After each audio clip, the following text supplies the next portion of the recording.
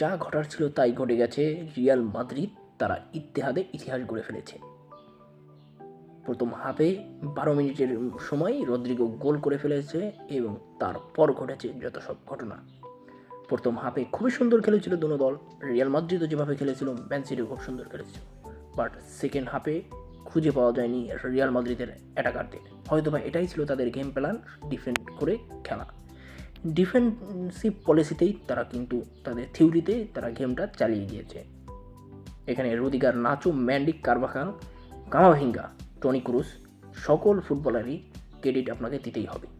তারা খেলেছে খুব সুন্দর, দেখিয়ে দিয়েছে কিভাবে জিততে হয়। আপনারা এই ম্যাচটা দেখলেই বুঝবেন যে রিয়াল মাদ্রিদ কেন ইউসিএল কিং বলা হয়, ইউরোপের কিং বলা হয়, কী জন্য রিয়াল মাদ্রিদকে রয়্যাল মাদ্রিদ বলা হয়। তারা 14টা ইউসিএল কীভাবে জিতলো সেটা আপনি এই ম্যাচ দেখলেই বুঝতে পারবেন। অসাধারণ পারফরমেন্স, অসাধারণ, কি দারুণ নিখুঁত ডিফেন্সিভ গেম। যারা হয়তো বা আপনারা এই ম্যাচটা দেখে বোরিং হয়েছেন, কী ম্যাচ, কী খেলা, কী চিন্তা করে আসলাম, কী চিন্তা করে বসলাম, কী দেখতেছি, কী জন্য রাত জেগে বসে আছি এই ম্যাচ দেখার জন্য। ম্যাচ হবে, জনদল গোল করবে 4-5টা, 3-3 স্কোর হবে, 4-4 স্কোর হবে, 2-3 স্কোর হবে। বাট সেখানে হলো এক, সেটা 12 মিনিটেই হয়েছিল। তারপর যে সেই 75 মিনিটে রদিগারের একটি ভুলের কারণে ডি ব্রুইনা গোল করে দিয়েছে। ম্যাচে অনেক কিছুই ঘটে গিয়েছে। এখানে আপনি দেখতে পারবেন টনি ক্রুস খুবই সুন্দরভাবে মিডফিল্ডটা সাজিয়ে রেখেছে। তারপর ওই পাশ দিয়ে আপনি দেখতে পারবেন কাই ওয়ালকার ভিনি জুনিয়রকে কিন্তু ঠিকই আটকে রেখে দিতে পেরেছে। বাট ভিনি জুনিয়র কিন্তু খুব সুন্দর একাই কিন্তু ফরওয়ার্ডটাকে খেলিয়েছেন, মানে খুবই সুন্দরভাবে সাজিয়ে রেখেছিলেন রিয়ালের অ্যাটাকটাকে। কিন্তু রিয়াল অত অ্যাটাকে উঠে নাই দেখেই আমরা হয়তো বা ভিনি, বেলিংহাম তাদের আসল খেলাটা দেখতে পারিনি। কিন্তু এদিকে কিন্তু মিডফিল্ডাররা তাদের কাজ তারা কিন্তু ঠিকই করে গিয়েছে। ওইদিকে আপনি সিটির কথাও বললে চলবে না, সিটিও খুব সুন্দর খেলেছে।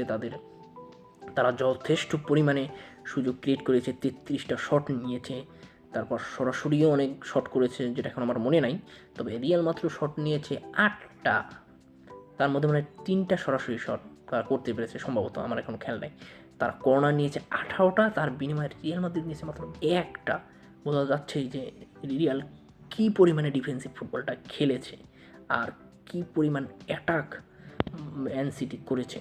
যত যাই হোক, একটা কথা আছে যে আপনি ভালো খেলেন আর খারাপ খেলেন, শেষমেশ এই বড় গেমগুলোতে আপনার জেতাটাই মুখ্য, যেটা রিয়াল মাদ্রিদ করে দেখিয়েছে। রিয়াল মাদ্রিদ যা দেখেছেন আপনি লুনিনকে, যাকে আপনি আনসন হিরো বলতেই পারেন, তিনি যেটা করে দেখিয়েছে অসাধারণ একজন। আপনার যদি ধৈর্য কোনো সময় হারিয়ে ফেলেন তাহলে লুনিনকে আপনি দেখতে পারেন। অনেক দিন পর্যন্ত তিনি থার্ড গোলকিপার হিসাবে ছিল লোনে, আরেকটা দলে যে লোন ট্রান্সফারে আরেকটা দলে তিনি খেলেছিল। বাট আপনি লুলেনকে দেখে শিখতে পারেন যে সময় আসবে, সঠিক কাজ যদি তুমি ধৈর্য ধরে করতে থাকো। অসাধারণ খেলেছে, ম্যান সিটি খুব সুন্দর খেলেছে, কিন্তু বিশ্বাস হচ্ছে না যে প্রিমিয়ার লিগের মতো একটা কম্পিটিটিভ লিগের কোনো দলই এখন আর চ্যাম্পিয়ন্স লিগে টিকে রইল না।